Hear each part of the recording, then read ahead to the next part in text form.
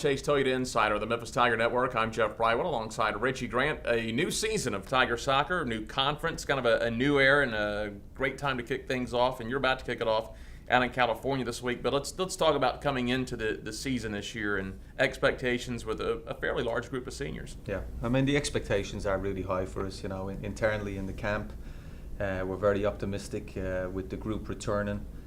So many strong players and just so many matches in them. They have a wealth of experience. We've been in so many big games, and the new excitement, I think, is the league. Conference USA has been great for us. We've always played quality teams, but now the challenge of new opponents, it's completely strengthened our schedule, I think, because we already had a strong non-conference piece and we kept some Conference USA teams. So now with the AAC, I think it's exciting for all the team. Can't go through every award because we'd be sitting here all day for Mark as far as preseason and postseason last year. But needless to say, All-Conference, All-American. He's on the just recently College Sports Madness third-team All-American. He's on the Senior Class Award later in the year. Of course, that goes into fan voting, and there'll be more information on Go Tigers Go. And then you take a look at Liam Collins along with Sherrod will be on the Mac Herman list, which is given out at the end of the year to the top college soccer player. The neat thing about that is you have two players, and Liam and Mark. They're in a group of the top 30 candidates. Mm-hmm. And very, very well deserved. I hadn't heard all those awards till you listed them there. And knowing Mark, he probably doesn't know either. That's the type of kid that he is. But I'm not surprised. They've had good careers, and I think, so to be acknowledged going into their senior year, it's good. It brings a little bit of pressure because you still have to deliver, you still have to perform. I'm never a big fan of preseason awards, because the work hasn't been done yet. But some of where those boys are is a testament to where the program was last year in terms of strength of schedule, the games that the boys won. So I'm not surprised, and we'll absolutely need the two lads to have big seasons for us to accomplish our goals. Talk about this senior class. Kind of what is their vibe? What is their thinking? Because this is a pretty big group that came in a few years ago, and they kind of took some knocks that first year when they were all freshmen and young, and then they built up to last year. And you were so close last year. It was kind of that one goal season. It seemed like every game, and this is maybe kind of the culmination for this senior class. I hope so. The last 2 years, I think we got left out of the national tournament 2 years ago, and last year I think we were a game or two shy. So it was in our own hands, and we just didn't get it done. So they understand big games. I think they're very clued into what the RPI is, and they know what they just know the significance of each match and each opportunity. Last year was 9 extra time games. So many games went down to the last minute. They were won or lost in extra time. So that type of experience is very difficult to teach young players, and you said 4 years ago was probably the most difficult year for these lads, and they were all young. There's a couple of fifth-year seniors on the team, and that's a nice thing for a coach to have, because they have the benefit of having watched one full season, and what they have an appetite this year to want to do well.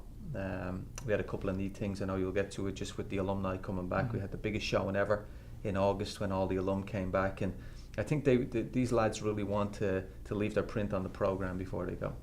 Not to put you on the spot as far as completion dates or anything, but we've talked about old eras, new eras. You can drive over to the Park Avenue campus, see the renovations, the construction going on at the track and field, and the soccer pitch, the new facility. Kind of saying so long to a place that's going to be home for you maybe for the last year this year, Micro Soccer Complex, and it's been a great place to play. It's been a great place. It turned our program around, in terms of facility, allowing us to attract top players to our program. But what Tom's vision for Park Avenue campus is fantastic.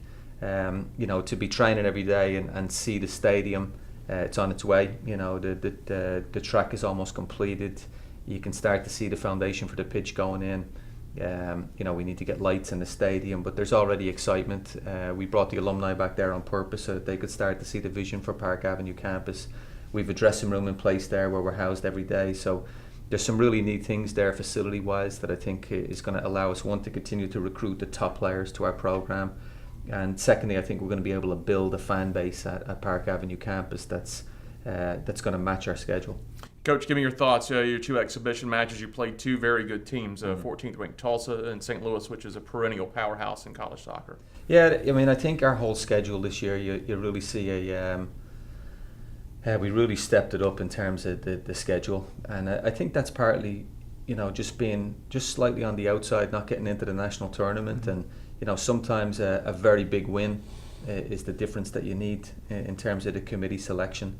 So we're playing nothing but good games this year. So to go along with that philosophy was to simply play two of the best teams we could in preseason.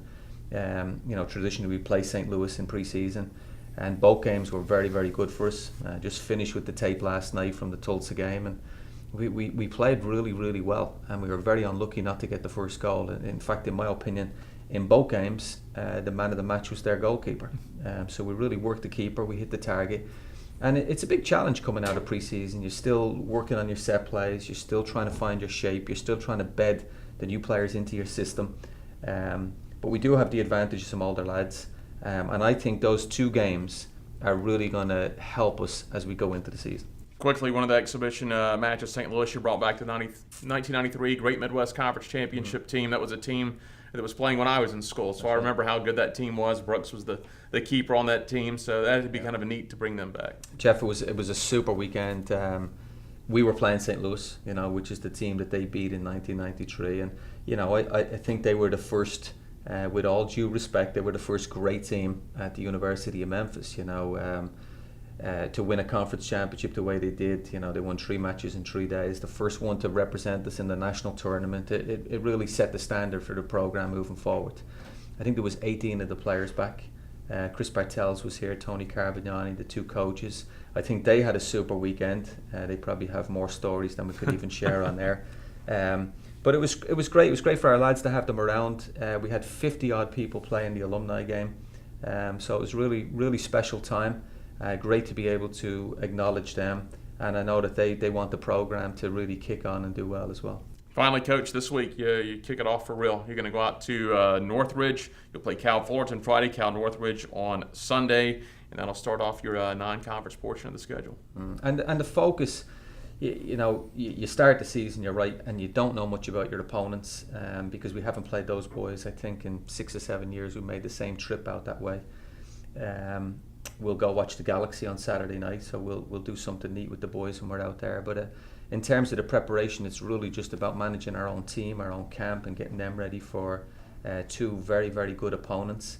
And that's why I talked about the preseason games. I think the benefit will be is that we have played in 2 very tough games against good opponents that our team's pushing to be there at the end of the season. So we're really looking forward to it, and I think it's a great start to the season to go out west, and it's almost like a end of preseason trip.